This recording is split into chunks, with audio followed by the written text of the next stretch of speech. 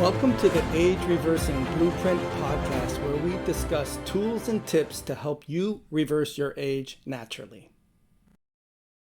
If you Google and type Jeff Bezos testosterone therapy, you'll see several high-profile doctors look at pictures of Jeff Bezos and Elon Musk or other high-profile celebrities out there. And some of them openly admit to using testosterone replacement therapy. But the doctors are saying that there's very objective visual biomarkers of these people at least arresting aging, or in some cases even kind of aging in reverse. Specifically about Jeff Bezos, if you look at pictures of him in the late 90s or early 2000s, he looks obviously more aged than he does now, and more importantly, more feminized than he does now. And Jeff Bezos is very famously on testosterone replacement therapy.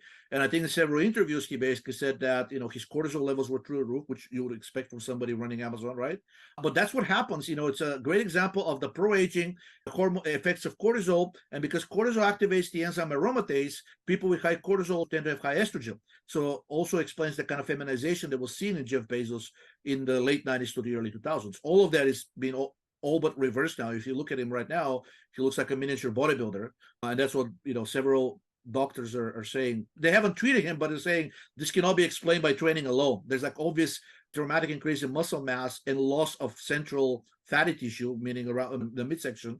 And that usually can happen only through some kind of a drastic reduction of cortisol, or at least drastic reduction of the ratio of cortisol to the anti-cortisol hormones, such as DHEA and testosterone in males.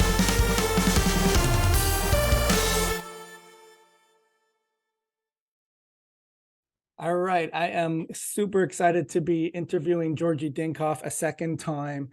For those of you who know who he is, he doesn't need a bio, but for those that may not know who Georgi Dinkov is, there's so much to say and so much to get to today. I'm going to abbreviate his bio, but basically he is a self-taught guy.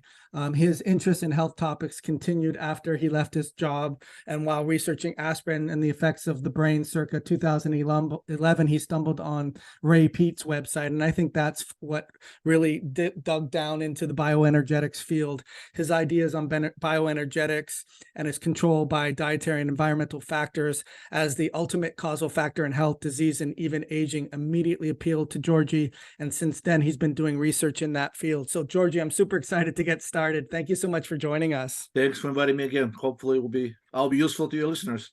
Oh, yes. Listen, I went through that interview several times, and I came up with some really great questions for you today. So for those that want to hear the past interview, we really got into metabolic flexibility. We'll leave links there. And Georgi, as I was telling you before we got started, I walked away with a lot of ahas that were contrarian to what's being taught. And I've gone down the cortisol rabbit holes, if you will. And even just our conversation when we just had that amazing insight has really shifted my perspective. And I wanted to share that. So cortisol is not what we thought. It's the truth behind it is it's a rapidly aging stress hormone.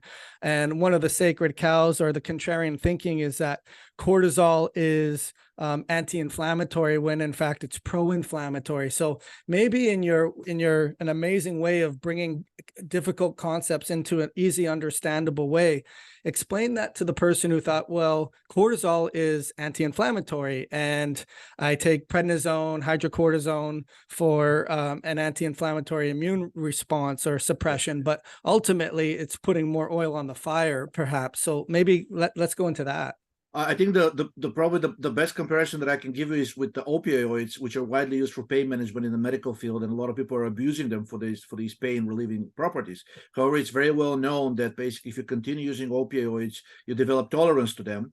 And then not only you're going to start needing higher and higher dosage to basically be able to tamp down the same level of pain, but eventually, if you try to wean off or stop the opioids, your baseline of pain is going to shoot up tremendously. In other words, you're going to be in a worse position than you started.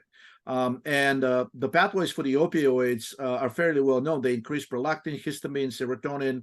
They also increase the expression of an endotoxin receptor known as TLR4. And all of these are known to be involved in chronic pain. So while you're taking opioids, by activation of the opioid receptor, which is a receptor that our endogenous opioids known as the beta endorphins also activate, yes, you are kind of like inhibiting the signals, at least the peripheral signals from for pain, to reach the brain and not a kind of like registered as a pain signal. But while you're doing that, you're upregulating the machinery that causes these pain signals to travel much more rapidly. So as soon as you stop the opioid, you're in a worse position than where you started. So you kind of like in a catch-22, or actually once you start, you can't really stop unless you're taking care of, kind of like, unless you also take care of reducing these inflammatory mediators that were upregulated while you're using the opioids. And most people are not doing that simply because for a lot of, whenever you prescribe opioid for a pain, there's little concern, and now it's starting to become a concern, but there was little concern about the long-term effects on pain. Now doctors are starting to find out through various long-term studies that people that are using opioids long-term, they actually end up being worse, right? Their pain starts to becoming unmanageable. And once they become resistant to the opioids, there's very little you can do for them. I mean, the opioids really are the kind of like the end stage of pain treatment. In the hospital, they're usually given to terminal cancer patients, or just in general, terminal people, just to kind of like ease the transition to them dying. But it's really like a last resort step. So if patients stop responding to opioids, then there's very little that the doctor can do for them, or at least that's what they think. So there wasn't much of a thought to this process, but now they're starting to find out that there's this booming addiction to opioids. They're saying, well, what's going on? Like it's just the pleasure response cannot explain the addiction and the need for using higher and higher doses. What explains this addiction and the need for higher doses is the development of tolerance, specifically the tolerance to the pain-easing effects of the opioids. And people keep using more, but the more you use, the more you upregulate the machinery for inflammation and chronic pain in the future if you were to stop the opioids. And something similar turns out to be working with cortisol as well. So cortisol has undisputed anti-inflammatory effect while you're using it. It inhibits the release of the inflammatory interleukins 1 and 6. It also inhibits the release of something called tumor necrosis factor alpha and the activation of something called nuclear factor kappa B. And those really are like the in combination, they're basically the primary the primary pathway towards chronic inflammation.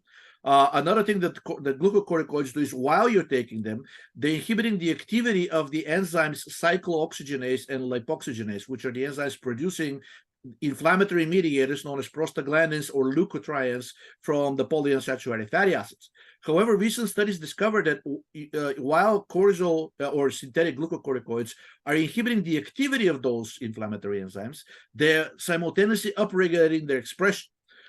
So basically, just like the opioids, you're developing tolerance to the effects of the glucocorticoids. But the moment you stop using them, now all of this machinery that was responsible for producing inflammatory signals, now it works in overdrive because the cortisol helped build more of that specific machinery.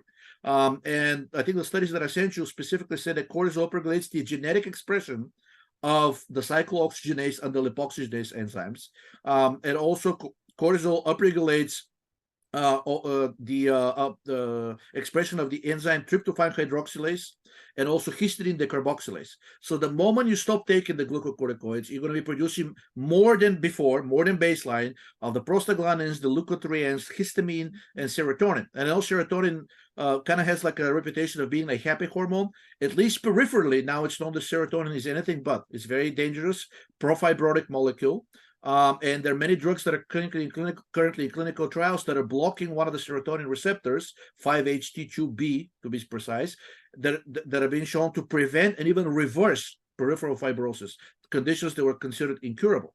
So taking glucocorticoids, while it makes you feel good currently, presently, in the background, upregulates the machinery that will make you a lot worse than you were before you started taking the glucocorticoids. As soon as you stop them, so you're in this situation where once you start taking the glucocorticoids, you can't really stop unless you take measures to basically inhibit a lot of that machinery that cortisol started upregulating while you were taking the glucocorticoid. And of course, because this is kind of like disparate knowledge, not really put together clinically, not that it isn't known. I think specific doctors know that there's the famous glucocorticoid rebound effect. So doctors are aware that this can happen. They're just not really digging, or at least connecting the dots with preclinical research saying, hey, why are my patients becoming worse after I withdraw the corticoids? We don't want them on corticoids because we know even aside from the pro-aging effect of cortisol, we know that the glucocorticoids chronic use can cause osteoporosis. We know it can cause insulin resistance. We know it can cause diabetes, etc., etc. So I definitely don't want my patients to be taking glucocorticoids forever. But my immediate concern is that I gave them glucocorticoids for asthma, or maybe COVID or some other condition that's driven by inflammation, and now I want them to stop because, like I said, I don't want them to take them forever. And now they're actually presenting with even higher inflammatory biomarkers than before. What's going on here, and what can we do to prevent that? And I think the answer is, well, don't start using glucocorticoids to start with. There are other anti-inflammatory steroids that are there, specifically pregnenolone, progesterone, to a degree dihydroepiandrosterone, but that one can be potentially dangerous because it can convert easily to estrogen. But yeah, really, cortisol, just like the opioids, you're going to pay a very heavy price for using it now, later on, to basically, it's like what should I call it? It's like a power drill. You're using the power drill to solve a problem that didn't really require to start with, and the power drill did a lot of peripheral damage. And when you stop using the power drill, now you have a hole and a lot of damage around it that needs to be repaired. And if you don't, the whole wall may start crumbling simply because you destroyed it using a very powerful tool that's very non-selective, non-specific. Yeah, it's a great example, and I wish that were the only example in pharmaceuticals and just in healthcare in general, that if you don't address the problem or the contributing problems and you're using it as a stopgap, you still are burdened with the responsibility of figuring out why this is happening in the first place. Georgi, I wanted to talk a little bit more about the cortisol and the impact. So one of the things that I walked away with is, so many people are thinking about adrenal fatigue and cortisol is really low, or cortisol is really high. And the question I would ask you is, does it really matter in terms of if it's a glucocorticoid genomic signaling problem? I guess the question would come down to, we talked a little bit about this earlier. How do we quantify what's going on based on testing to be able to determine how to approach solving this without getting on a anti-catabolic detrimental drug like that? Yeah. So one thing I forgot to mention, I think it feeds great into your question, is that I recently found a study, because I've long suspected that it's true, but every doctor I talked to said, no, cortisol has a very robust negative feedback mechanism. So cortisol is almost never dysregulated unless you have, let's say, people with depression. They have cortisol insensitivity. There are so-called non-responders of the dexamethasone suppression test. And so are people with Cushing disease and potentially ectopic Cushing syndrome if they have a cortisol-producing tumor somewhere peripherally. So the doctors say these are very rare cases. In the vast majority of cases, cortisol has a very robust negative feedback mechanism. In other words, if your cortisol shoots up beyond where it should be, basically it triggers negative feedback against the corticotropin releasing hormone and then ACTH, and then ultimately cortisol levels are going to go down. Turns out that this is the central mechanism, and yes, the negative feedback does exist there. Surprisingly to me, even though I kind of suspected it, but I was able to find evidence that peripherally that is not true. Not only is not true, cortisol peripherally has a positive feedback mechanism. It stimulates its own production. And one of the first kind of like piece of evidence that kind of drove me towards that line of thought was that there was a rat study that was animal study that was looking at maybe 4 or 5 years ago, and it showed that if you take animals and you put them on a fasting diet, basically they do intermittent fasting, and simultaneously with that you also make them run on a wheel, in other words, imitating endurance exercise in humans. After about 4 to 6 weeks, basically, if you stop that regimen that the animals had, they become immediately profoundly insulin resistant and actually even diabetic within a week or so of going back to their normal regimen without any change in calories. And the study euthanized some of the animals, looked at their tissues and whatnot, and discovered that while central production of cortisol was within bounds, they didn't have elevated cortisol in the blood. They had strikingly elevated cortisol in peripheral tissues, and specifically they had very high levels of the cortisol, the rate-limiting cortisol-producing enzyme known as 11-beta hydroxysteroid dehydrogenase type 1. And then for the animals that remained alive, the researchers tried to put them on a regular calorie diet, low-fat diet, low-carb diet. Nothing worked. These animals remained diabetic until they were given an anti-cortisol drug known as RU486. So it was an indication that cortisol does something peripherally, which is not necessarily detectable in regular blood tests, that basically you can have a person there with normal blood cortisol levels, yet they can be very obese or very insulin resistant, and they cannot tolerate sugar, their blood sugar is high, and doctors are stumped. They're saying, well, what's going on? This shouldn't be happening. This person's cortisol and insulin levels are normal. But if you actually look in their fatty tissue, and this is starting to be done more regularly, biopsy of tissues of people with type 2 diabetes, it's been several publications already came out showing very high expressions of 11 beta HSD1 and very high levels of cortisol, at least in the fatty tissue. So the fatty tissue is very insulin resistant, even in the presence of normal cortisol levels in the blood. So how can we test for that? Well, this cortisol has to go somewhere. So if there's peripheral production, high peripheral production of cortisol and normal centrally, right, meaning from the adrenals controlled by the brain, this cortisol still has to be excreted and processed somehow. So I think the Dutch test will be actually one way to actually look at that. And again, I emphasize the blood test will most likely not discover this. And multiple, thousands probably blood tests have been done on people with type 2 diabetes. They show either normal or slightly elevated blood levels of cortisol. Certainly not enough to explain the obesity and the insulin resistance being seen in these people. But now that the doctor's trying to do the biopsies of fatty tissue of these people, they realize that cortisol is a problem. It's just not visible in the blood test. So the Dutch test will probably demonstrate it, assuming that the phase 2 detox enzymes, the phase 2 system in the liver is working well, and then the kidneys are working well, because they, after the liver takes the cortisol from the blood, it attaches either a glucuronic acid or a sulfate group, makes it more water soluble, and then if the kidneys are working well, they're supposed to uptake it, and then you excrete it with the urine. Now, unfortunately, in people with already established type 2 diabetes, you may not see that, because you may not see much change on the Dutch test because their kidneys are already shot. Kidney disease is very common in people with type 2 diabetes. But I still think that all the way until the end stages of diabetes type 2, where you actually have kidney failure, you should be able to see on the Dutch test a dysregulation in cortisol. You'll probably see elevated levels of cortisol, but lower levels of the 5-alpha reduced metabolites of cortisol, which are known to have anti-cortisol effect. And I think the Dutch test specifically has that. They're looking at your regular cortisol and the 5-alpha reduced metabolites. And I think one of the measures that they do is that if the ratio of the regular cortisol to the 5-alpha tetrahydrocortisol is above a certain level, they're saying you're in a stage of cortisol dominance. So one way to catch it is with the Dutch test. And another one would be tissue biopsy, which is now starting to be done more often on patients. But I think a lot of people, first of all, they balk at getting stabbed with needles several times, and most doctors are probably unwilling to do it because insurance usually doesn't cover it unless it's part of some kind of a clinical study. So for most people, I would say a combination of the blood test and the Dutch test will be good. And if they can do a cheek swab, that's another one, but it's a fairly expensive test. Some labs will be willing to do cellular analysis of hormones if you send them tissue samples, and a non-invasive one would be to do a cheek swab. Another one would be if you can test in nail and hair, because the cortisol, in order to get there, it has to go through the capillaries, and we're finding now that in people with normal cortisol levels, and actually, great example with menopausal women, which are supposed to be in a state of estrogen deficiency.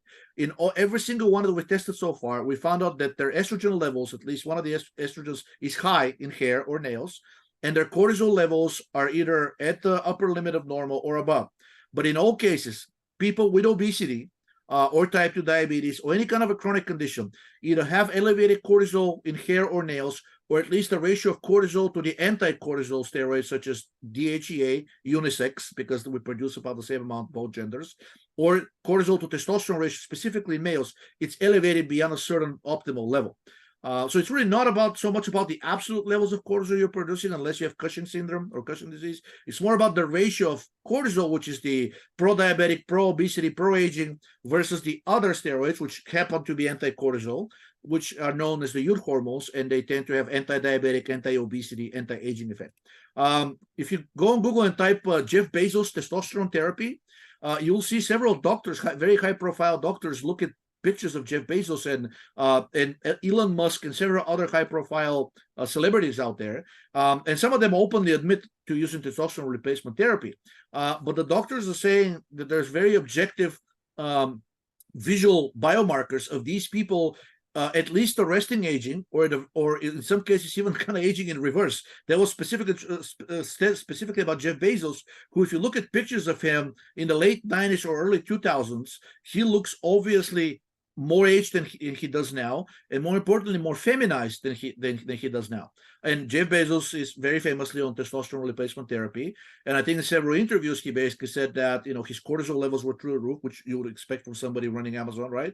But that's what happens. It's a great example of the pro-aging hormone effects of cortisol. And because cortisol activates the enzyme aromatase, people with high cortisol also tend to have high estrogen. So also explains the kind of feminization that was seen in Jeff Bezos in the late 90s to the early 2000s. All of that is being all but reversed now. If you look at him right now, he looks like a miniature bodybuilder, and that's what several doctors are saying. They haven't treated him, but they're saying this cannot be explained by training alone. There's like obvious dramatic increase in muscle mass and loss of central fatty tissue, meaning around the midsection, and that usually can happen only through some kind of a drastic reduction of cortisol, or at least drastic reduction of the ratio of cortisol to the anti-cortisol hormones such as DHEA and testosterone in males.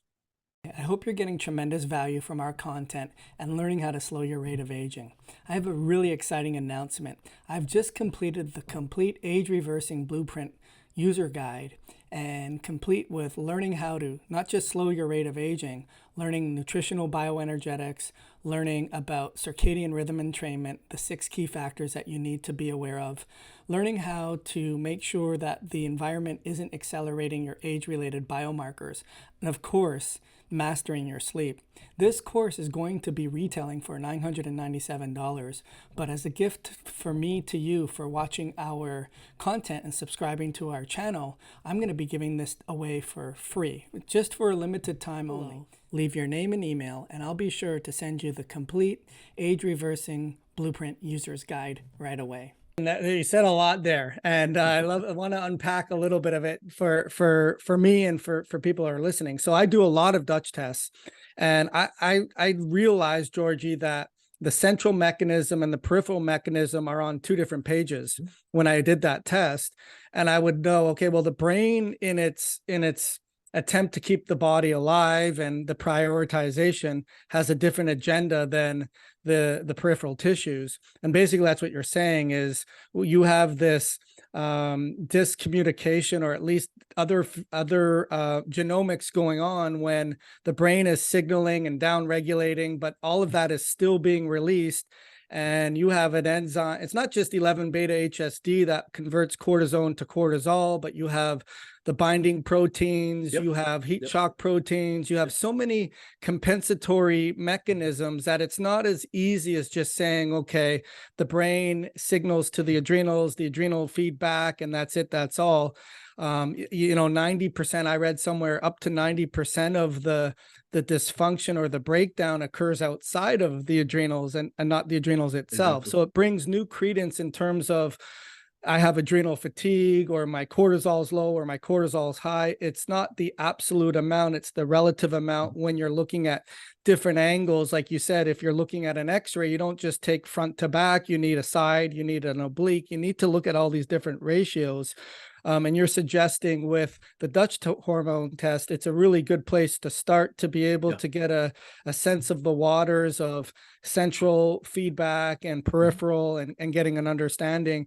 And then you went into discussing potentially doing a longer term, either a hair or nail sample. Maybe you can give a little more insight into that. And then of course, what looks at in terms of the blood testing as well, and what some of those ratios should look like to get an understanding of, is this a problem for me? I'm rapidly aging, and I think my cortisol isn't, I accept the fact that it's not super low or super high, but how can I get some insight with this?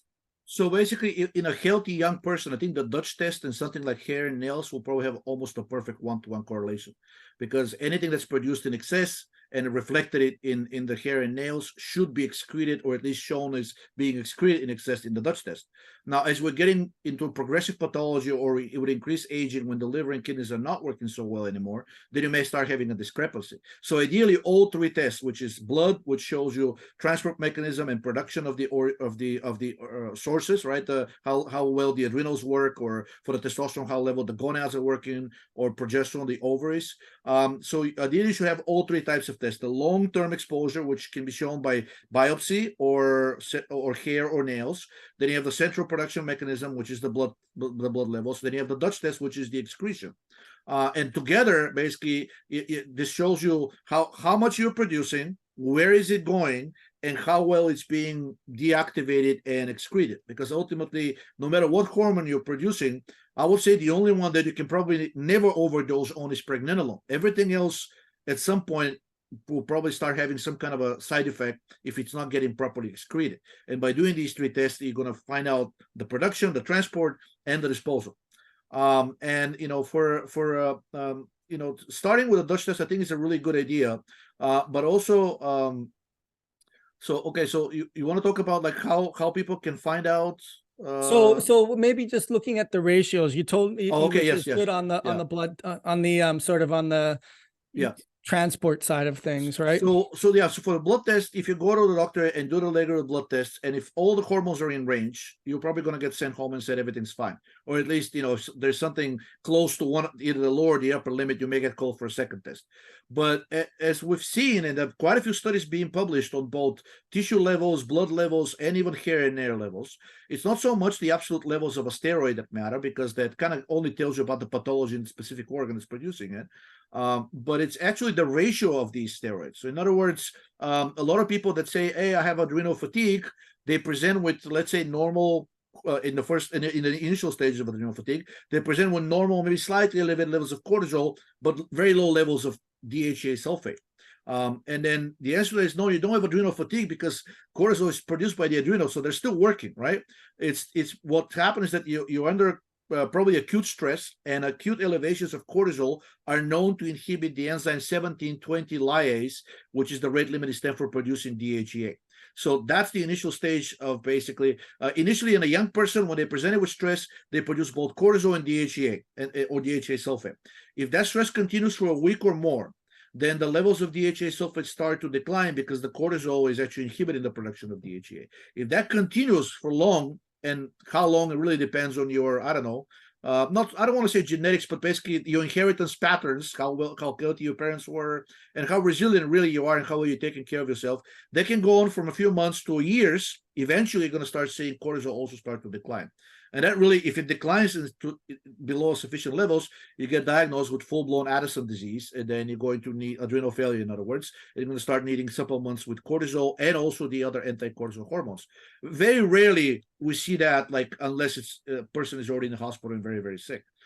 So what you want to look is the ratios, and the unisex ratio, which has been shown so far to be the best long-term predictor of all-cause mortality and all-cause morbidity. In other words, if you're going to do one test and you want to know your long-term risk of disease or dying from any kind of a condition, it's the cortisol to DHEA ratio or the cortisol to DHEA sulfate ratio.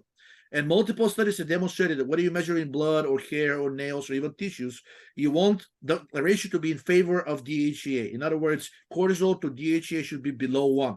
In fact, below 1 is not sufficient. You want it to be below 0.5 because multiple studies demonstrated that after you cross the 0.5 barrier, which means you're getting closer, you're moving in favor of cortisol, you already start getting diagnosable pathologies such as insulin resistance, diabetes type 2, clinical depression, psychosis, which cortisol can cause in very high amounts, right? But for optimal health, you want it to be no more than 0.3. And that's the ratio that we're seeing in young children already in puberty, because the DHEA starts getting overproduced in puberty. And in general, people that have not been to the hospital, have not had any kind of like a acute infectious episode of a serious disease like pneumonia or anything like that. That's what you want to see in a healthy person.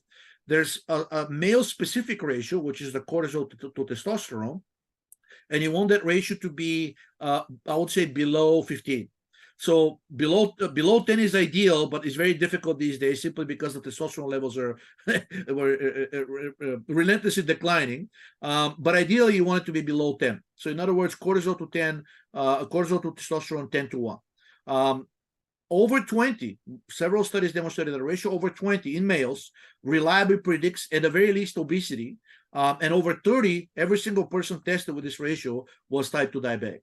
And once again, we're seeing here, cortisol is actually the thing that's driving this pathology, and it's testosterone that specifically in males has an anti-cortisol effect. In both sexes, DHEA is actually also an anti-glucocorticoid at the receptor level, and also inhibiting the enzymatic pathways. DHEA does inhibit 11 beta HSD1 and activates 11 beta HSD2, which deactivates cortisol. So really like a universally anti-cortisol hormone, DHEA.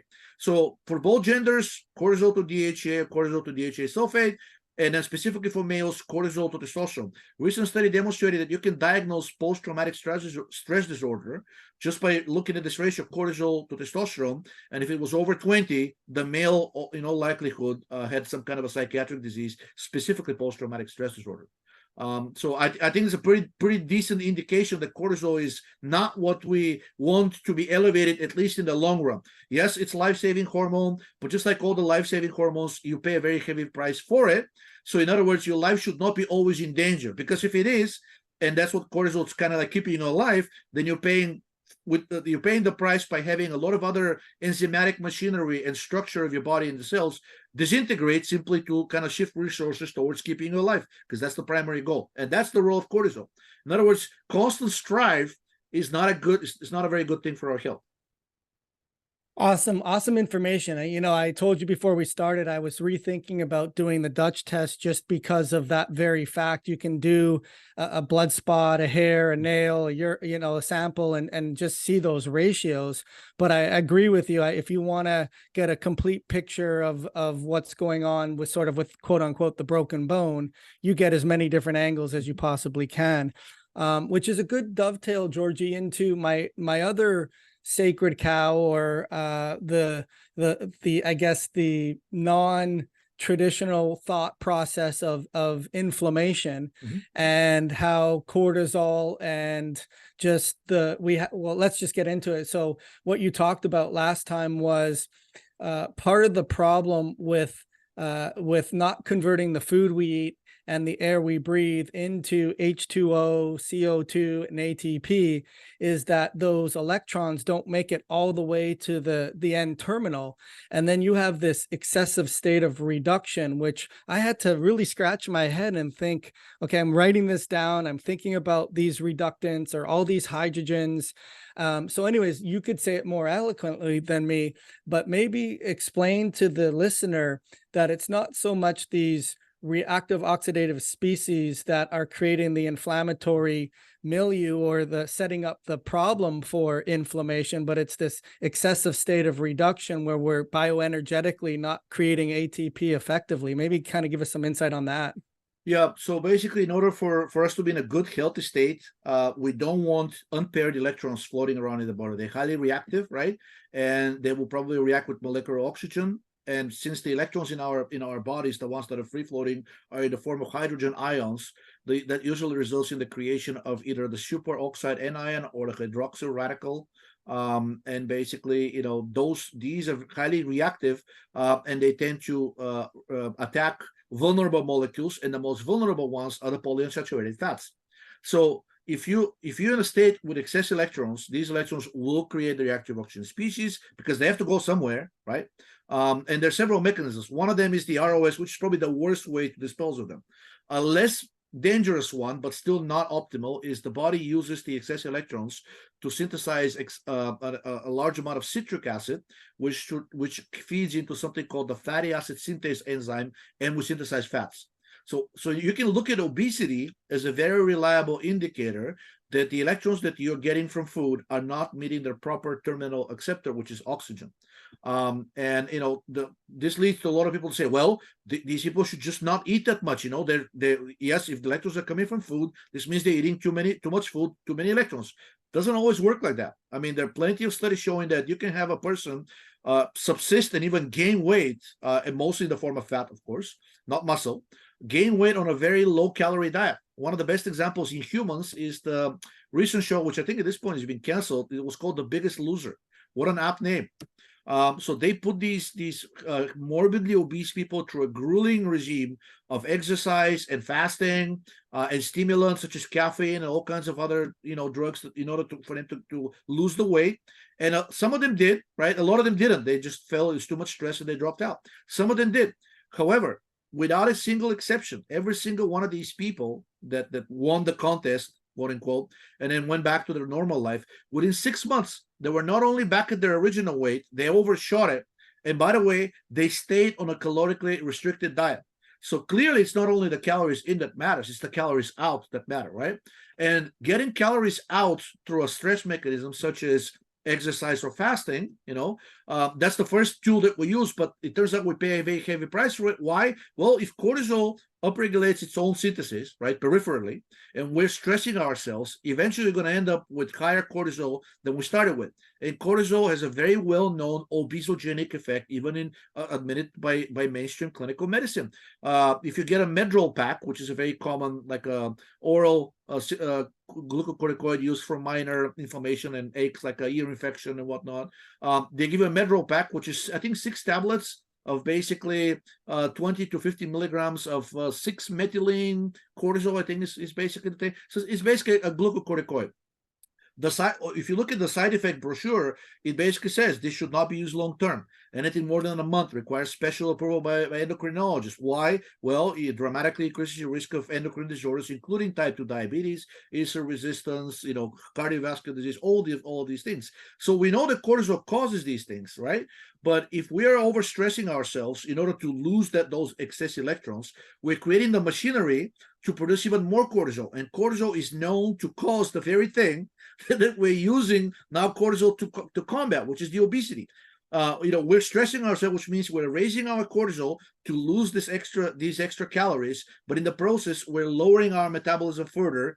And now with cortisol overproducing itself, it blocks the insulin receptor, makes you insulin resistant. It increases the activity of fatty acid synthase, so it's going to make you synthesize even more fat. And of course, it shreds muscle. Really terrible outcome because it's muscle mass that determines, and it's the ratio of muscle mass to fat mass that really determines your long-term health and your basal metabolic rate, your resting metabolic rate. And if you're destroying your muscle mass while simultaneously increasing the fat, it doesn't matter if you lose all the fat and muscle. At the end of the day, if you stop, then you have a much lower after you've exercised and fasted for, let's say, 2-3 months. Yes, you lost maybe all of the excess weight, but now you have almost no muscle. And by the way, you preferentially lose muscle to fat in a ratio of about 3 to 1, because muscle is much easier to break down than fat is. Fatty tissue is not very well innervated and not very well supplied with blood. So in order for fat breakdown to occur, you need a sufficient supply of the catecholamines, such as adrenaline. Muscle is very well innervated and very well blood supplied, which means the cortisol, which breaks down muscle, is going to do its job very well, but not so much for the fatty tissue. So even while you're fasting and exercising, you're losing predominantly muscle. In other words, you're killing your basal metabolic rate. And let's say you manage to lose all of that fat and a muscle as well, and then you eventually end up as a very skinny person with an extremely low basal metabolic rate. Now, if you attempt to go to even half of the calories that you were eating before, you will still regain all of that weight simply because now your basal metabolic rate has been shot and you're extremely hypometabolic. I would say, I don't know if they did tests for these for the Biggest Loser show. I think they did. They basically said that they were clinically hypothyroid towards the end of this exercise. So basically what happens is when you're stressing yourself is that you will be burning more calories, but at the expense of causing the fat producing machinery to increase, right? You're also losing your muscle mass, and in the end you're going to regain all of it, but not the muscle, because the production of muscle tissue depends on muscle protein synthesis, which depends on metabolic rate, and now you don't have that. So when you regain your weight, you will regain mostly fat, and you'll be much worse than you started before, because presumably at least before you had some muscle mass to kind of keep you metabolically active. Now everything that you gain back is fat. So what happens, another thing that cortisol does, it blocks several of the enzymes in this pathway for the electrons from food to oxygen.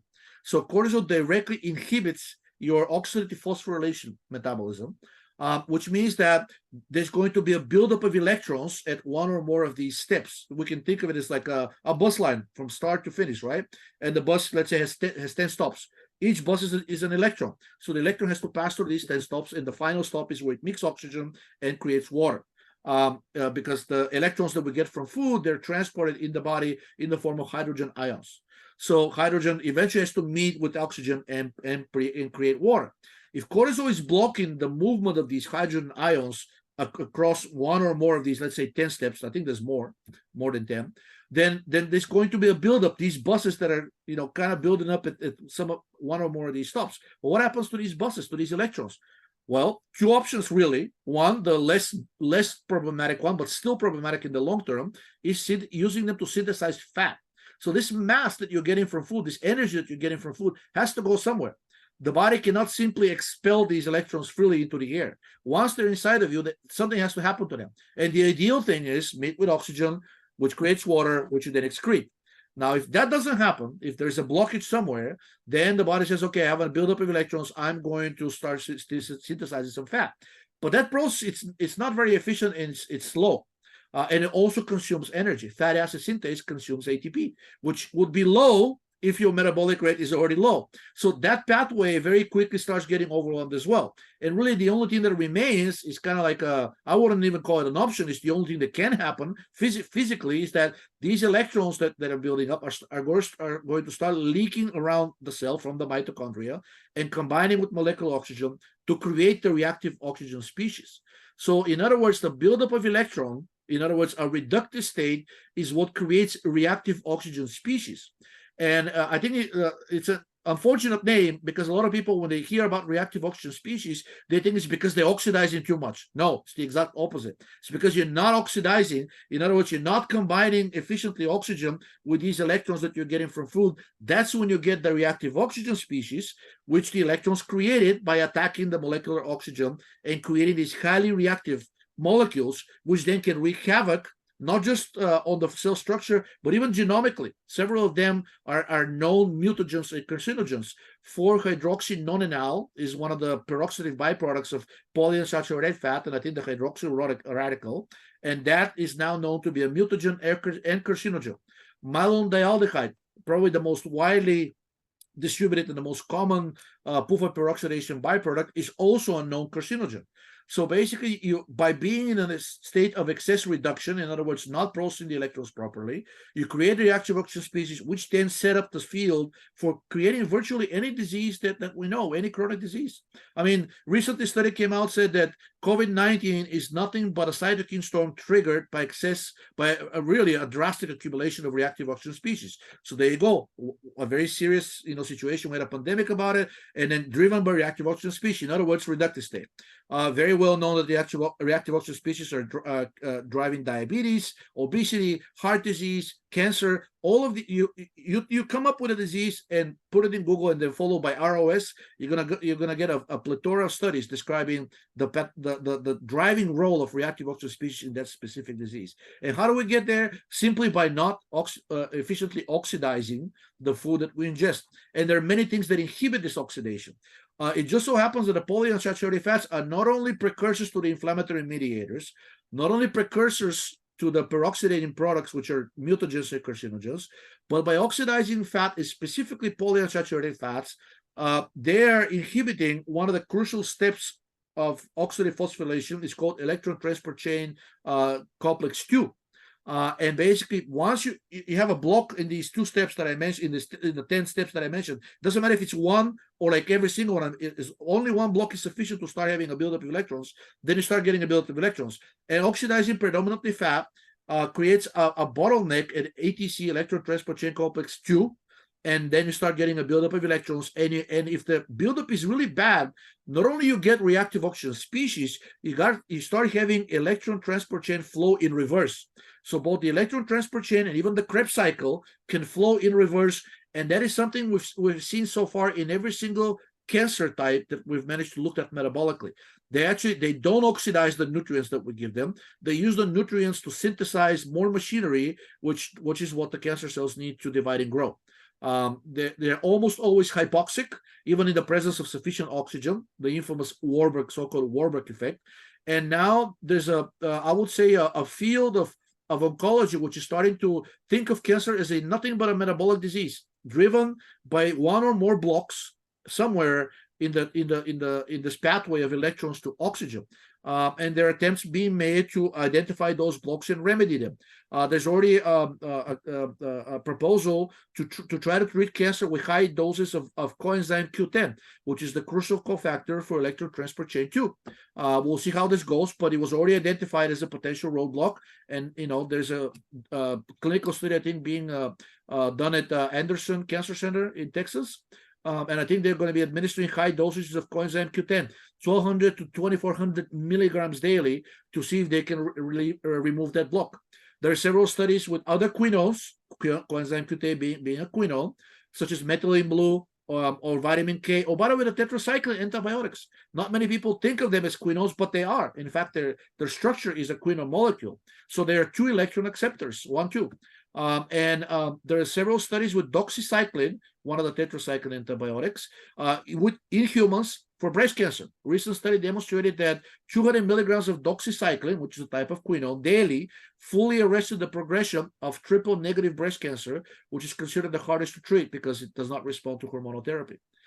So there's a lot of evidence that this reductive state is behind many diseases. And even though the reactive oxygen species get the biggest blame, it's not only them. In order for us to get to them, what precedes that is the state of building up of electrons. And that buildup of electrons can lead to buildup of fatty acids, right? Which is never good, right? We don't want fatty tissue to build up. We know it's metabolically active. We know it stimulates cancer growth. We know it synthesizes estrogen more efficient than other type of tissue. So it's really the whole state of inefficient pairing of these electrons with oxygen, which is seems behind every chronic disease that we know. Yeah, it's the body has a cruel way of letting us know that we're not doing things properly by upregulating or downregulating different enzyme systems. I guess it comes down to Georgi, now that we hear about that and sort of the sky is falling, and I think environmentally between our hydrogenated oils and our seed oils and our PUFAs and our high fructose corn syrup and endocrine disruptors and so forth and so on, not even getting into the iron oxidation and the bioavailability of copper. What do we do about this in terms of, okay, what other biomarkers? I think that's a good introduction to the anabolic effect of proteins and being anti-catabolic, not having excess amounts of lipolysis demands by having such a decrease in intake and an increase in output, which you already just so descriptively explained how that feeds forward and creates more problems than it's helping. But with that being said, being in this excessive state of reduction, needing oxidants to accept those hydrogens, what biomarkers that can give us some insight, dietary approaches, what do we do about all of this now? I mean, some of the, I guess the best biomarker, or at least the most widely known in the research literature, is the NAD plus to the NADH ratio. But unfortunately, when you measure it in blood, it's not always indicative, which is another great example why blood tests are not always reliable. In fact, rarely so, or at least they mislead you. They give you a picture that does not necessarily represent what's going on inside the cell.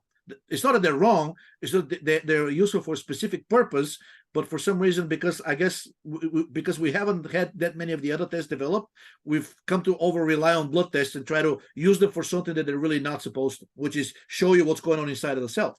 So inside of the cell, you have 2 types of NAD plus to the NADH ratio. So one is in the cytosol, which is outside of the mitochondria, and the second one is inside of the mitochondria. And it's really the mitochondrial NAD plus to the NADH ratio which gives you an indication of your redox status, because in the cytosol, NADH can get oxidized back into NAD plus very effectively, but at a tremendous cost. And so in a cancer cell, where the oxidative phosphorylation is blocked, which means the mitochondrial part, where basically you oxidize in the Krebs cycle and the electron transport chain, the only thing that remains functional is glycolysis. So the final output product of glycolysis is something called pyruvate. But during glycolysis, basically, the cell accumulated NADH by using NAD+, because NAD+ is the oxidizing molecule, and extracting the electrons from food, specifically from glucose, you produce NADH. So when there's a buildup of NADH, which means also a drop of NAD plus. The cell desperately needs back its NAD plus. Normally, in a healthy cell, that would happen in the oxidative phosphorylation part, during which NADH gets oxidized back into NAD plus. If that portion is not working, then now the cell has there's a buildup of electrons, NADH buildup. What does the cell do? The cell knows very well it's very dangerous, and it actually cannot continue to function. Even glycolysis cannot function without a sufficient supply of NAD+. So the cell says, okay, if you're not mitochondria, if you're not going to give me back my NAD+, and I'm giving you NADH, you don't want to take it, and if you're not going to give me back NAD+, I'm going to synthesize it myself. What can I do? Well, my final output product of glycolysis is pyruvate. Pyruvate is an oxidizing molecule. It can accept one electron, and in the process, it becomes lactate. So I'm going to use pyruvate in lieu of oxygen, really a very inefficient, it can work very well, but at a tremendous cost. And I'm going to reoxidize NADH back into NAD+, using pyruvate as the oxidant, but then in the process, I'm going to produce a lot of lactate. And that's known as the Warburg effect, also known as aerobic glycolysis. So oxygen is there, but for whatever reason, the mitochondria is not working, and the cell is using pyruvate as the oxidant instead of oxygen, and it's producing a lot of lactate. And for a long time, lactate was thought of as just this benign characteristic of cancer. That is just, it can be used to diagnose cancer, right? But aside from, being a metabolite, an oncometabolite, it wasn't really thought to contribute to cancer itself. Not anymore. Lactate has been known for a long time to be the most potent endogenous driver of angiogenesis. So whenever you have a tissue injury, you're going to have an accumulation of lactate, and this was thought to be simply a result of the temporary injury that's happening in that area there. It's not only that, it turns out that the cells are actually increasing their production of lactate in order to stimulate the formation of blood vessels, which will stimulate the wound healing. The same process is overexpressed in cancer. And in fact, one of the most successful drugs, I think it's been on the market since the 1960s, is called Avastin, is an angiogenesis inhibitor. It was developed for breast cancer, but now it's been given for all kinds of cancers where angiogenesis is thought to contribute to at least the primary tumor growth. And lactate, the overproduction of lactate, is a very reliable stimulant. Several recent studies demonstrated that if you inject lactate into tumor-bearing animals, you drastically increase their growth of tumors without any other change into the environment or food or even treatment. So we know that overproduction of lactate is not a good thing, but that's what happens when you basically have a missing oxidative phosphorylation and using pyruvate as an oxidant. But what this also means is that cancer cells have a very high NAD plus to the NADH ratio in the cytosol, but very low NAD plus to the NADH ratio in the mitochondria. Now, short of doing a biopsy, and even then will be very difficult because you have to get an intact cell. You have to somehow measure the redox state in the cytosol, and then you have to measure the redox state in the mitochondria. Very, very difficult. You require very tiny little probes, very expensive tests. So it's not really feasible for most people. Definitely should not be testing NAD plus to the NADH ratio in the blood because it may even be very high in cancer patients because they are overproducing NAD plus, but at the expense of lactate. A better ratio is the pyruvate to the lactate ratio. And that basically, because pyruvate is an oxidant, lactate is a reductant, they have a direct relationship to NAD plus to NADH. They're participating and it's a bidirectional pathway too, though. So you can measure that in the blood, and that's usually a pretty good indicator of your redox status inside of the cell because any excess pyruvate or lactate the cell cannot process directly gets exported outside of the cell for usage by other tissues. And since lactate, we know that lactate is overproduced in cancer cells. If you have a low pyruvate to lactate ratio, that is definitely a good indicator of the redox status and beyond a certain level. In other words, if that ratio drops too low, it's probably a good biomarker for cancer. Unfortunately, not very specific because this test has been done. And the pyruvate to lactate ratio is also low in people with severe uncontrolled diabetes, people with severe skin burns, people with trauma, like when they get to the ER, people with severe infectious disease. So, for example, the people with COVID-19 that end up in a really poor state, even died, when they tested their blood, they had basically very high levels of something called C-reactive protein, which is a very good biomarker of inflammation, and also a very low ratio of pyruvate to lactate. So not very specific for a disease, but definitely tell you that something is this metabolically very, very wrong, especially if you test it over a couple of days and this ratio does not improve. Another good indicator could be the acetoacetate to beta hydroxybutyrate. Both of these are considered ketones, even though one of them is not. Ironically, beta-hydroxybutyrate, if you go online and read literature, it says, oh, yes, this is a ketone overproduced in diabetes. No, it's the reduced form of acetoacetate, which is the actual ketone. And the acetoacetate to beta-hydroxybutyrate is another pair of oxidant versus reductant that is a very good indication of your redox status. Another one would be the oxidized to the reduced form of glutathione. GSSG, which is the disulfide form of glutathione, and then you have GSH, which is the sulfhydryl form of glutathione, the reduced form. That is also a very good redox biomarker. So you don't have to do all of these, but one or more of these, when you do them together, gives a pretty good indication of basically where you stand on in terms of redox status. Some of the steroids actually have a very similar relationship. Cortisol, which is the reduced form, the alcohol, and cortisone, which is the ketone. It's also a very good indicator of the redox status, because that enzyme that reduces cortisone into cortisol also uses NADH as an input, as an enzyme. So cortisone to cortisol will be equivalent to pyruvate to lactate ratio. So many different ratios like that, as long as you're taking a pair that has a direct one-step relationship, and it consumes or produces either NAD plus or NADH as part of the reaction. That's awesome. So, I mean, and coupled with what we talked about earlier, looking at a Dutch test, looking at a blood test, looking at potentially a hair test to get an idea on exactly what's happening. Just to summarize, the redox state we're looking at is if we're in this excessive state of reduction, our hydrogens aren't getting to the end terminal to make energy. Potentially because we have too much fat and too much cortisol dumping glucose into the bloodstream, or just glucose or whatever it is. And that's causing these excessive state of reductance or excessive state of reduction, causing your oxidants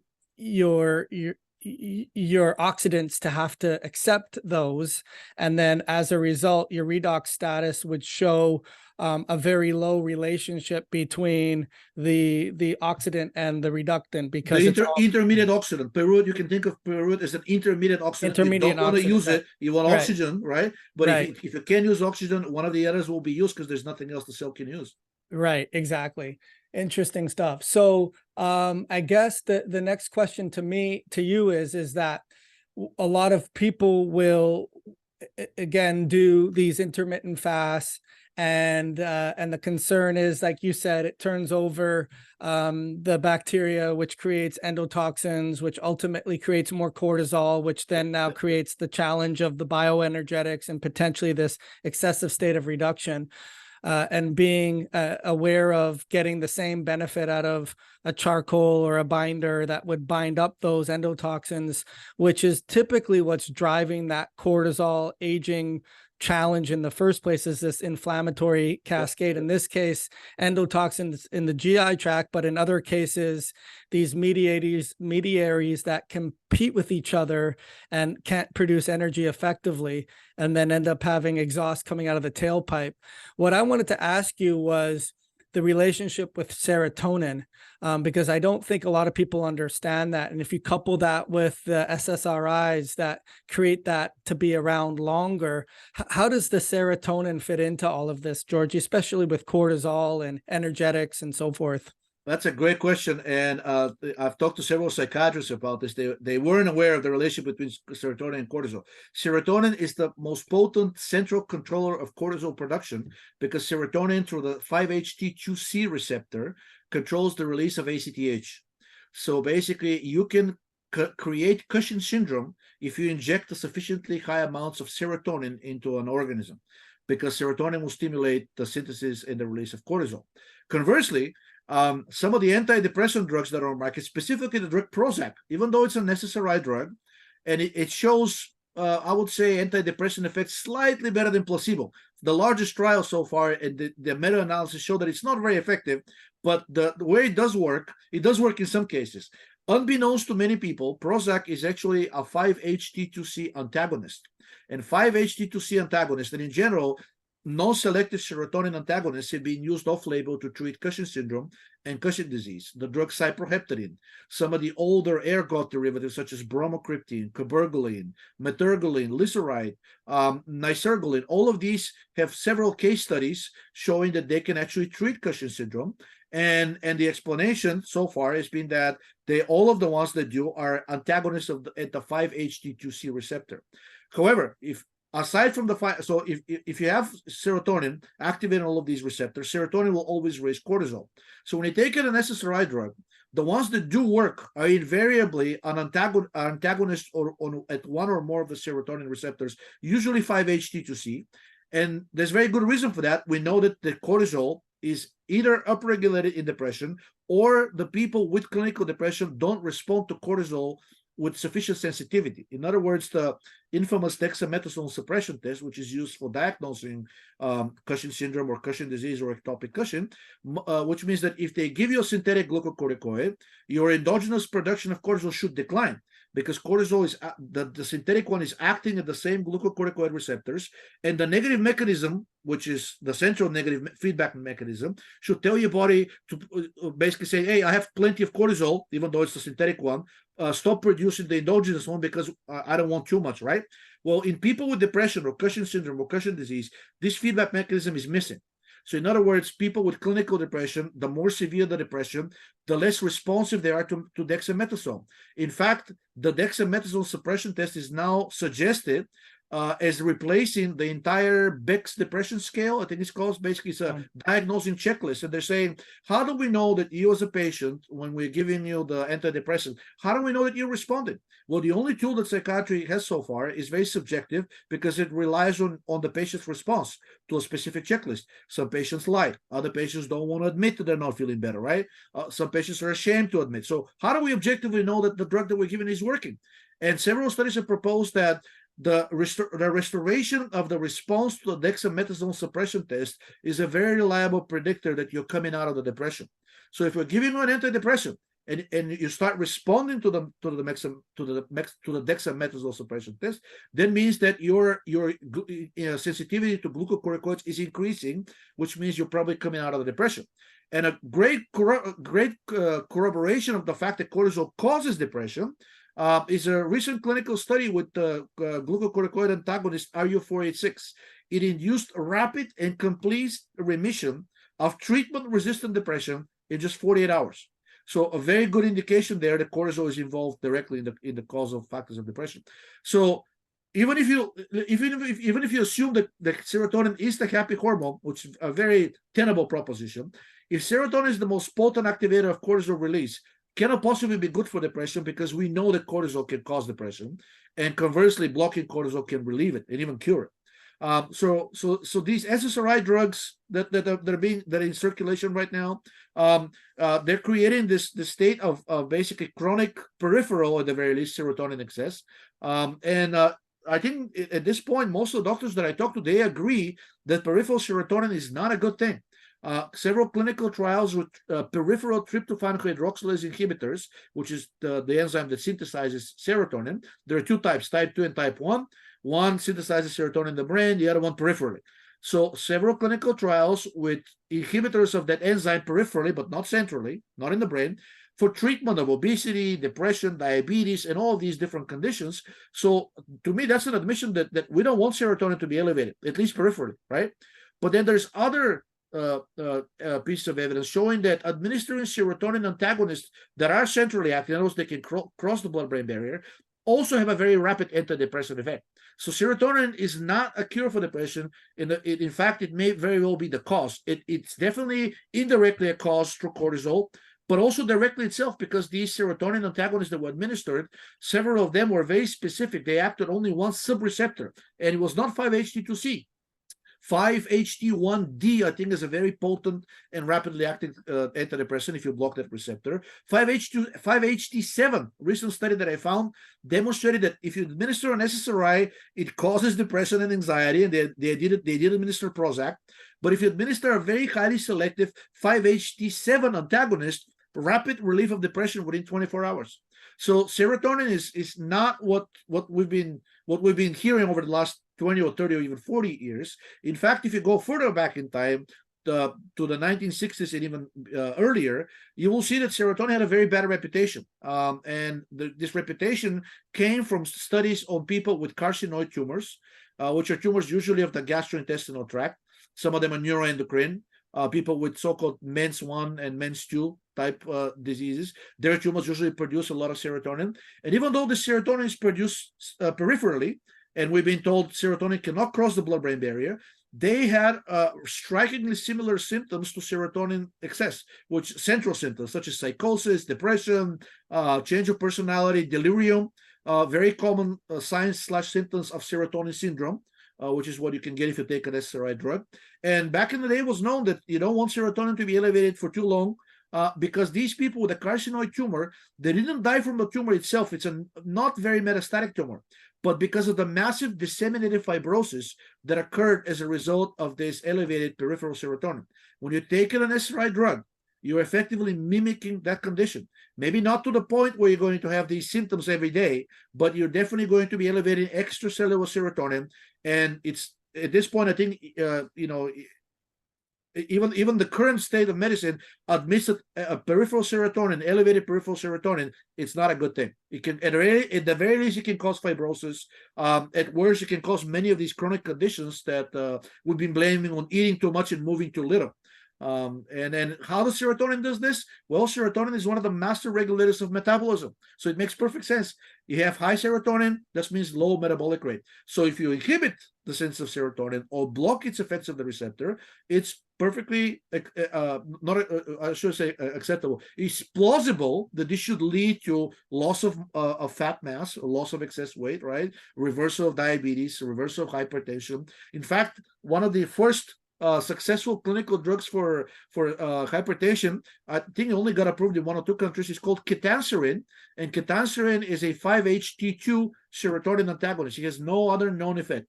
No effect on the histamine system, no effect on the dopamine system, purely serotonin antagonist, very rapid anti-hypertensive effects. So conversely, we can say that hypertension is probably a reliable sign of high serotonin, which ultimately really leads to low metabolism and everything that entails, which is which part of the body exactly will break, we don't know, but we do know that if you have high reductive state, which is driven by a lot of these mediators such as cortisol, serotonin, histamine, estrogen, etc., you're going to end up with a failure in one or more of the tissues and organs because of that excess amount of electrons that are not being paired up. Yeah, it's amazing with the serotonin and the inhibitors and the relationship to ACTH, and now being used to displace the test to determine, the Cushing syndrome is amazing. That's I'll have to unpack that, Georgi, and go through it myself and get a little more insight from there. And then just switching gears, which is completely a left field question, but I wanted to ask you, so I didn't ask you last time. What is the repeat Georgi Dinkov insight with because right now we're talking about the making of energy, right? Bioenergetics, right. And we combine the food we eat and the air we breathe. And I was always focusing on the air we breathe side of things from the standpoint of hematopoiesis, replacing 2.5 million red blood cells per second, recycling of iron with the reticuloendothelial system, the availability of copper, ceruloplasm, looking at anemias as not iron deficiency, but as anemia of chronic inflammation. And then you throw into my world the whole food side of it and the whole excessive state of reduction, and how getting that the body to use the food effectively and get to the end terminal and not have to decide between too much fat, too much cortisol, and being able to get that through to the other side. But really, I haven't talked to you about the hematopoietic side and the repeat Georgi Dinkov insight with bioavailable copper, which I know cortisol and the electron transport chain and even complex 4 and vitamin A and so forth, things can break down there too, not just from the food side of things, but from the iron red blood cell side of things. So I guess, in your way, explain to me how copper and iron and just making of red blood cells and recycling and being able to keep up with that demand fits in with all of this. All depends on the metabolic rate. If you're hypothyroid, in all likelihood, you're going to have low levels of ferritin and transferrin. And without those, basically, any iron that you intake through the food is going to be very, very dangerous. It's going to float around probably as like a free iron. And in that state, it attacks very easily the polyunsaturated fats in your tissues, and it creates something very nasty known as lipofuscin, also known as the aging pigment. And just like lactate, the lipofuscin for a long time was considered a benign, kind of like a side effect of aging, didn't really cause any problems. Not so. Turns out that it's a very potent mitochondrial inhibitor and structurally damages the mitochondria. And several studies, there was a great interest in it back in the 70s, where basically they were trying to reverse the accumulation of lipofuscin in the cell and demonstrated that if you can do that, then the cell reverses its metabolic phenotype to a young cell. Even though if the cell may already be senescent, it stopped dividing, basically it's waiting to die. But if you remove the lipofuscin from the cell springs up back to life. So basically, the supplementation of iron should be done very carefully, and it should be also done after checking for thyroid and liver function, because if any of these is not working properly, you will not be producing the iron carrying proteins, and you're going to be doing a lot of damage depending on how much iron you take. Copper is a very important metal. Two main reasons. One is the crucial component of cytochrome C oxidase, which is complex 4. And basically, multiple studies have shown that with time, if you look at our tissues, no matter which tissue you look at, with aging, there is an increase in the iron to copper ratio. So basically, our mitochondria loses copper with aging, and I think it tends to lose copper more easily than it does iron. So it's not that we accumulate iron, it's that the ratio of iron to copper, just like this, the cortisol to DHEA, is heavily shifted in favor of iron, and iron in high amounts can have these peroxidative effects. Let's not call it pro-oxidant, peroxidative effects, and also can suppress the final portion of the oxidative phosphorylation, which is the cytochrome C oxidase. And copper is also a cofactor for the monoamine oxidase enzymes, which break down both serotonin and dopamine, but I think monoamine oxidase A, type A, which preferentially breaks down serotonin, is much more dependent on copper than type B.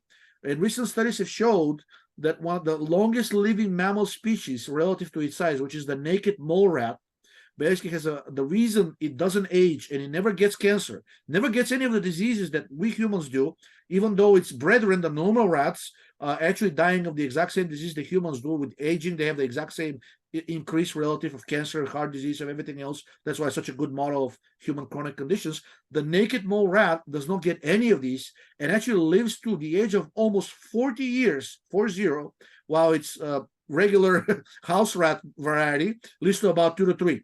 So not only do they have an extreme lifespan, they also have an extreme health span. They never get sick, neither from infectious disease nor chronic disease. And usually, from what I understand, when they die in the burrow, they live on the ground. In colonies similar to bees, usually when they die, it's usually from either infection or an attack from a predator, or basically the colony, basically doesn't have enough food and resorted to cannibalism. So it's like an external event. It was not because the rat basically, got sick chronically or aged.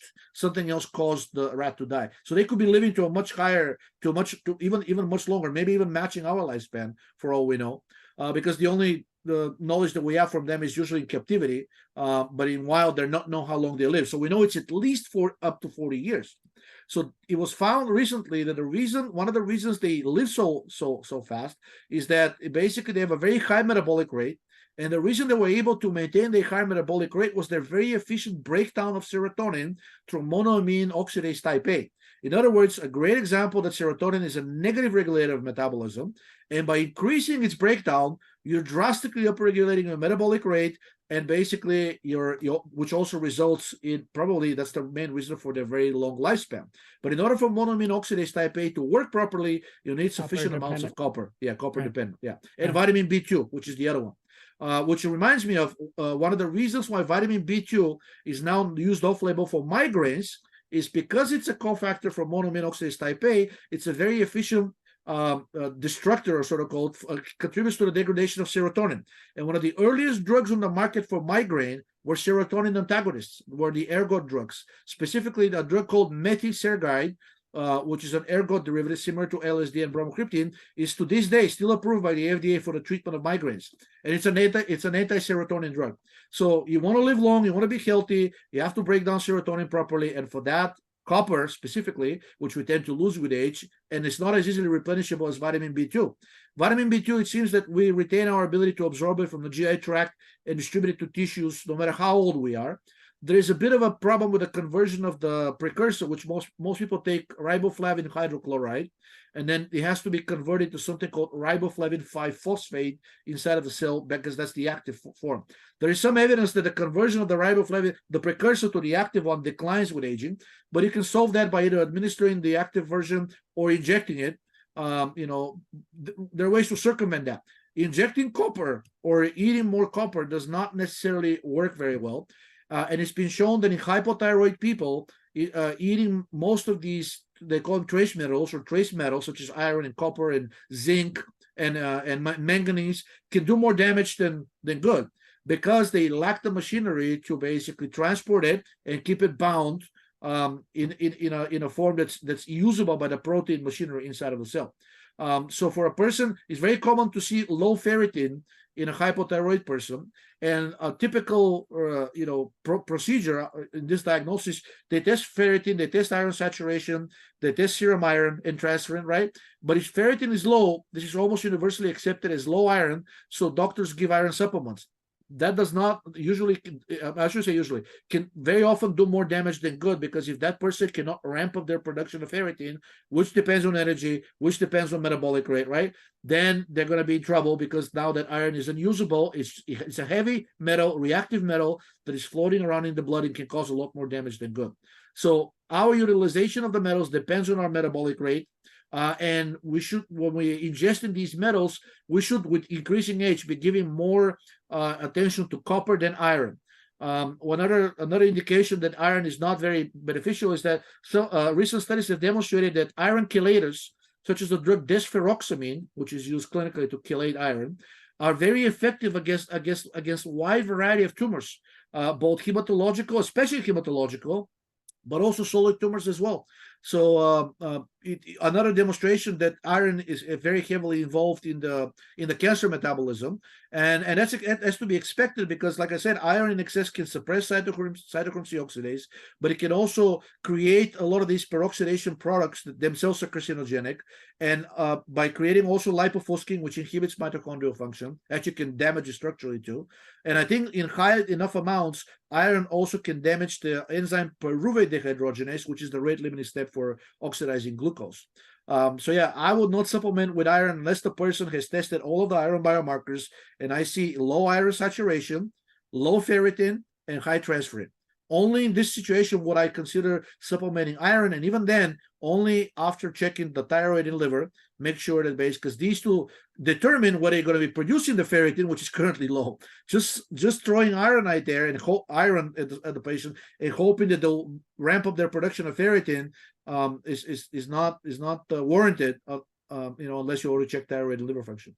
Yeah, no, that's awesome information. I'll have to go back and listen to it again. I do a lot of testing on those different markers, and I find it interesting that, like you said, if it's a knee-jerk reaction, Georgi, that if your ferritin is low, you must be iron deficient. Yeah. Let's just pour more oil on the fire, when 70% of your iron is in your hemoglobin, and they're not looking at hemoglobin. And the majority of the time, from what I see on functional ranges, for males 13.5, for females 12.5, they're above that range. And I'll ask them, well, what did your doctor say about having a high hemoglobin, even though your ferritin is low, and wanting to give you iron, that 70% of which is in your hemoglobin, and that's not low. So yeah.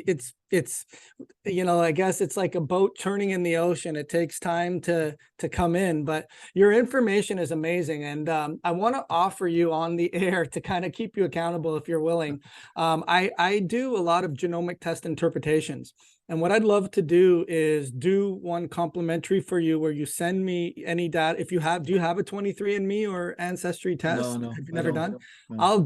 I'll send one to you if you're willing. You can use a different name. We don't use 23andMe and we don't use Ancestry, and they don't allow sharing of your information, because a lot of our population obviously doesn't want their information out there. So we keep it completely confidential, and then get your insight with how we go about looking at these genomic perfect storms, if you will, in terms of, here's the blueprint, here's where you may have weak links in your chain. So when the bioenergetics break down, when you're not combining the food you eat because of an excessive state of reduction, and you're not combining the air you breathe because of iron dysregulation and mineral imbalances, you're producing ROSs and you're creating all of these mast cells, inflammatory mediators, histamines, HPA axis dysfunction, everything we're talking about, but we get a better understanding on where those weak links in the chain may break. So why you may have more of a cognitive decline versus why this person will have more autoimmunities or GI discomforts, or this person has hormones. I'd love to be able to do that for you, Georgie, if you'd be willing to do that. I'll think about it. One thing I wanted to mention about EPO, a lot of people supplementing iron and even getting EPO injections because they want to increase oxygen delivery to tissues, right? In fact, I think EPO is a banned doping agent in sports. The thing is, no matter how much oxygen you manage to bind to hemoglobin, its release into the tissues depends on how much carbon dioxide the tissue produces. Right. It's called the Bohr effect. So in a state of low metabolism, which means low oxidative phosphorylation, since actually all of the CO2 is produced in the mitochondria, you can get pumped full of EPO, you can have a sky-high hemoglobin, a ton of iron, and you can still have tissue hypoxia. So really, it's the way this really needs to be looked at again metabolically is that maybe the upregulation of ferritin and the iron transport proteins and the hemoglobin, it's a reaction to a tissue hypoxia that basically the body perceives as a relative deficiency of oxygen is upregulating the transport of the oxygen, even though it's really a metabolic problem. It's insufficient production of carbon dioxide, and I think this is well known that if you're in a state of hypoxia, your red blood cell count will rise. Also in dehydration as well, but if it's chronically high, I think it implies tissue hypoxia, right? Yeah, and your body's wanting to do what it can, cell danger, right? It's upregulating the RBC production, but it doesn't have the machinery. And you said it's just like a lot of the things we talked about. You said how taking something to fix the problem ends up creating the problem. I think that happens over and over and over again with our approaches. But yeah, I want to listen. I appreciate your time. People obviously know where to find you, but your website is haidut.me, HAIDUT.me. And you have amazing content, Georgie. I'm always blown away when we talk. So I thank you for your time and look forward to any further discussions we may have. Yep. Thanks a lot for inviting me. I'll send you the study that I just discovered a few days ago that cortisol regulates its own production. And so does estrogen. So really two of the sort of the part of the stress slash shock reaction hormones peripherally are increasing their production. So every time we get stressed, we get chronically sicker, even though we think that the storm has gone away. It really hasn't. In our tissues, it's still there. Yeah, and I think it goes to show that it's important for having a hormetic effect, but not continuously.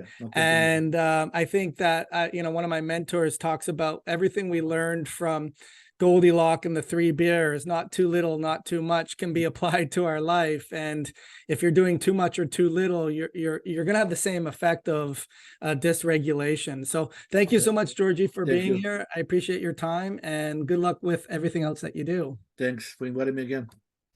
Hi, thank you so much for watching our Age Reversing Blueprint podcast. If you've made it this far, we sincerely thank you for your attention and your interest in reversing your age. If you're looking to get more information on today's topic or other podcasts that we've had, be sure to check out the show notes and be sure to check out drjoelrosen.com. Have an awesome day.